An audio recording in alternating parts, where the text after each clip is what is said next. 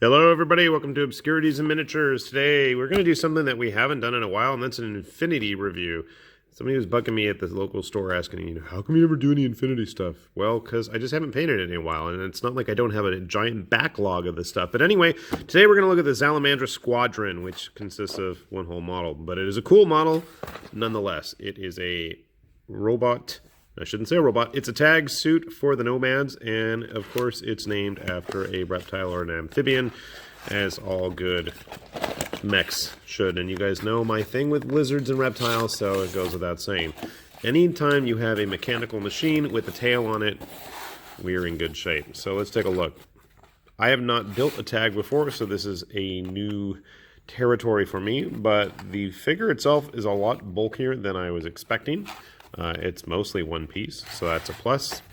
What is this, 60 or a 50? I'm going to say 50 millimeter base. I don't think Infinity uses 60 millimeters. So we have the main figure itself, I don't know. This is the main cannon. I'm not sure what type of cannon. We have a baggie of parts.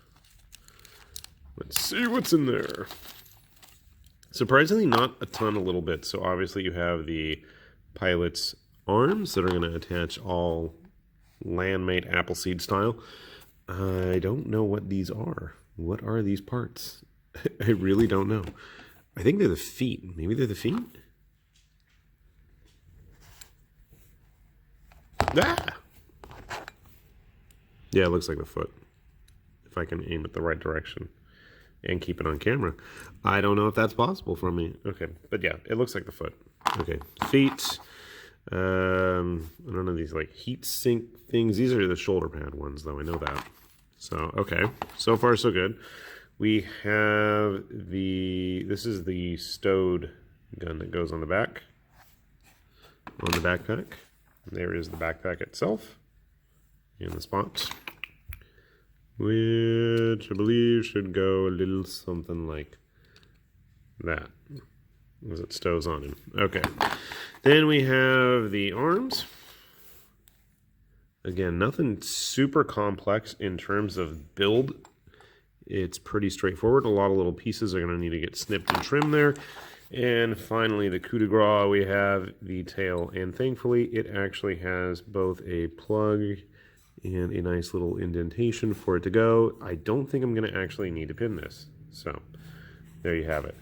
Nothing too complex. I was expecting a lot worse. So for a good sized tag, I was talking with Barzam, and he said that, he actually gave me a couple of tags to show off when I get this finished as a nice comparison. So thank you, Barzam.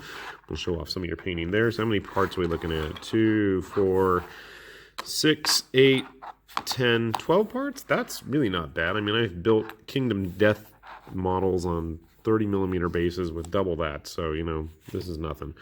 I'm going to grab those clippers. We're going to start filing this sucker down, and we'll get them built and see what it looks like in just a little bit, because I am quite excited to get this guy painted. I really like it. It's very anime-esque, especially with that tail on there and the big honking cannon. So without further ado, let's get it built. All right, so our Szalamandra is almost 95% of the way finished. Stupid thing, I didn't realize that these little, I don't know, stabilizer booster thingies are actually part of the foot, and I was about to snip them off and made a big gluey mess trying to attach them back on. Everything went together nice and smooth, except as soon as I tried to put the arms on, then the gun decided to pop in half. I didn't have to pin anything, which was kind of nice. Everything went in nice and smooth. You'll notice there's still a gap right there. That's where the other gun is supposed to go, and I just didn't attach that because I figured it's going to be a lot easier to paint the details of both the backpack and the gun with it as a separate piece, and it's a pretty straightforward attachment point. It has a swivel arm, smart adapter thingy just like the other main gun, so kind of cool, kind of swanky. Really like this model, and it was a lot bigger than I thought, but you know what? I don't have any other Infinity models handy, so I asked Barzam, hook me up with something to give it a nice size comparison to. So he did, so big thanks, Barzam. So obviously this is a Hakazalam, or the Azrael, with the heavy machine gun, I believe. So he's on a 40 millimeter base, so obviously our friend here in the Szalamandra is a bit bigger than that. Taking it a step up. Okay, I want to say, and I'm sure somebody will correct me if I'm wrong, because I don't know my Infinity stuff as well as I should. But this does look like a gecko. I think it's a gecko, and if it's not a gecko, then oh well. But it is nicely painted.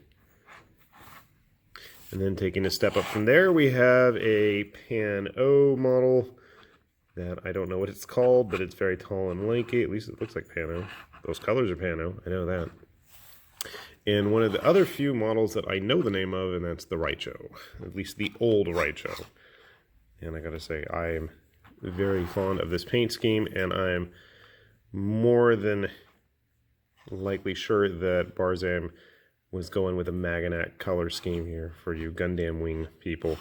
And I thought that was a cool use of the Tau decals that he had laying around. But yeah, so that's the older version. So you can see he scales pretty nice with the bigger stuff. You know, he looks appropriately large compared to the smaller stuff. And overall is just a nice, solid looking mecha kit. And I really like, I mean, I'm thinking I might just use it as a broadside stand-in. I don't have any broadsides, and I'm not a big fan of its ugliness, so we might just have a nice little replacement there for it. And it's big enough, and its cannon's big enough, so heck yeah. So that is that. Very nice looking model, very stable, very hefty, and with his other gun, he's going to look nice and cool. So if you're interested, do take a look. It's not as bad as I was expecting it to be. With that said, this is High Lord Tamerlane with Obscurities and Miniatures saying thanks for watching, and we'll see y'all later. Bye-bye.